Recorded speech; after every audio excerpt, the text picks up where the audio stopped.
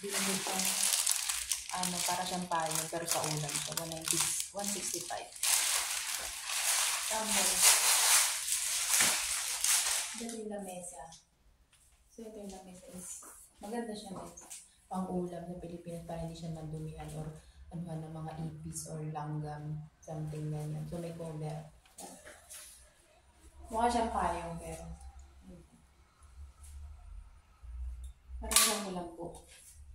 Mukha rin, lamesa niya, ganyan, ganyan. Yan. So, dito yung ulam sa ilalim. It's like a same umbrella but for the dish, guys. So 165. So ito is mahal kasi nga 250 siya. 250 siya pero white yung color niya. Ganito yung sa boss ko. Kasi bumili ako nito before nung umuwi ako sa Pilipinas. Ang liit-liit niya. Pero ang dali niyang nasira, guys. Parang ganito lang kalit siya. Manipis. Ang makapahal. Bili ko something 180 yata yun. So nasira agad. Parang mga ganito, guys, yan.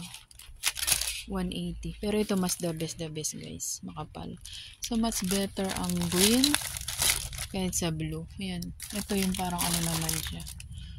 Iba yun. Mas better tong green, guys. Or blue. Which better? Color. 135. 165. 165 to. Yung blue is 135.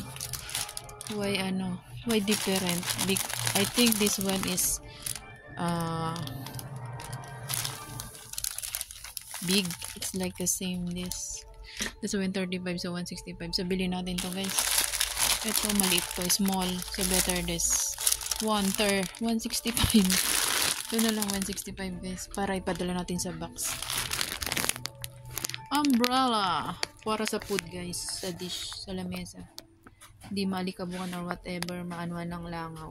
Ayan. Diba cover na cover yung ulam nyo.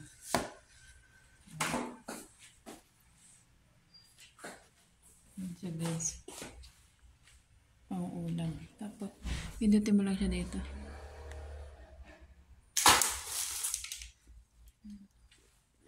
Bats ko na bili, guys. 3 towel para din sa anak ko. Ayan, 159. Plus ito 299 tong payong ko.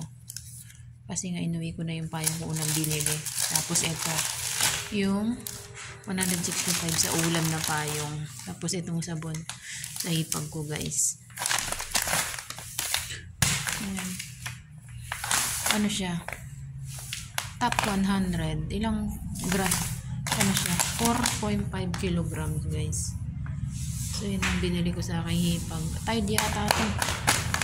So yan na ang second batch kong lalagay sa box ko.